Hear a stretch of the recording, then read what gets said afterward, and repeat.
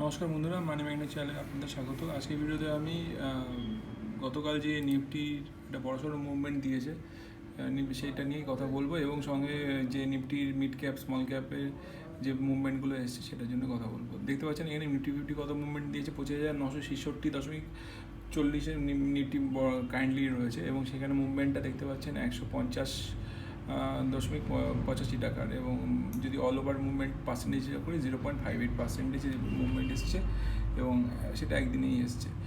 এবার আমি যদি অন্যান্য জিনিসটা চেক করি, আজকের দিনে সবচেয়ে লো ছিল 25,880-তে, এবং আজকে না, গতকালের সবচেয়ে লো ছিল 25,880-তে, আর গতকালে সবচেয়ে বড় হাই ছিল হচ্ছে 25,993। যদিও 26,000 যে রেজিস্ট্যান্সটা আছে সেইটা রেজিস্ট্যান্সটাতে নিফটি বারবার হিট করার চেষ্টা করেছে, কিন্তু ক্রস করতে পারেনি। কিন্তু আপার লেভেল তো ওপেন রয়েছে।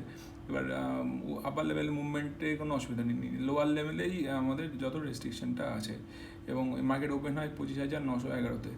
আর যদি আমি বলি, মানে চেক করি যে নিফটির অন্যান্য ইন্ডেক্সগুলো কোন পজিশনে ছিল, দেখতে পাবেন নিফটি ব্যাংকেও বড়সড় একটা মুভমেন্ট ছিল। 59,069-এ নিফটি ব্যাংক ছিল, মানে 0.27% মতন একটা গেইন ছিল। আর নিফটির যে অন্যান্য যে পার্টগুলো, অর্থাৎ নিফটির যে মিড ক্যাপ যদি বলি, নিফটি মিড ক্যাপ 100-এ যদি চেক করে দিই, 60,310-এর একটা পার্সেন্টেজ গেইন ছিল।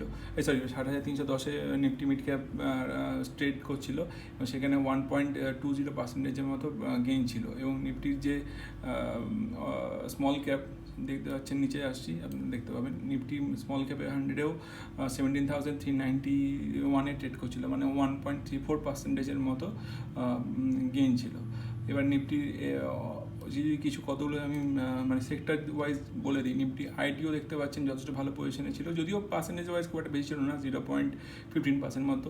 নিফটি পিএসসি ব্যাংক ভালো পজিশনে ছিল, 8,357.30 ছিল, এবং 0.38% মতো প্রফিট ছিল। সুতরাং গতকাল যদি আমরা দেখি, গতকাল সব কটা সেক্টরই ভালো একটা বুম ছিল। তো নিফটি থেকে শুরু করে নিফটি সব কটা সেক্টর খুব ভালো পজিশন দেখিয়েছে। এখানে কেন এটা হয়েছে, তার মেন কারণটাই হচ্ছে বাইং ফিরে এসছে আবার, এবং এফআই সেক্টর থেকেও বাইং কিছুটা হয়েছে, এবং এফআইআই এতদিন ধরে যে সেলিং করছিল তারা আবার আস্তে আস্তে হয়তো বাইংই ফিরে আসছে। এবং আপনি তো এর আগে ভিডিওতে বলেওছি যে নিফটি যে পজিশনে আছে আপনারা অল্প অল্প করে বাই করতে পারেন, সেটা আপনাদের এপিটাইট বেশি, মানে রিস্ক এপিটাইটটাকে ফলো করে রিস্ক কীরকম নিতে পারেন তার উপর ডিপেন্ড করে, এবং এটা আমার মতে। এবার আপনারা কীভাবে কী ডিল করবেন সেটা আপনাদের ফিনান্সিয়াল অ্যাডভাইসারের কাছ থেকে মত নিয়েই করবেন, আমার মতে নিশ্চয়ই করবেন না।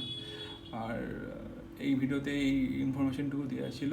ইনফরমেশন যদি কারো কিছু ইনফরমেশন সম্বন্ধে কিছু জানার থাকে আমায় বলতে পারেন কমেন্ট করে। আর যদি আমার চ্যানেলের ভিডিওগুলো ভালো লাগে, আমার চ্যানেলটা সাবস্ক্রাইব করে, লাইক করে, শেয়ার করে আমার পাশে থাকবেন, আর আমার চ্যানেলটা গ্রো করতে হেল্প করবেন। ধন্যবাদ।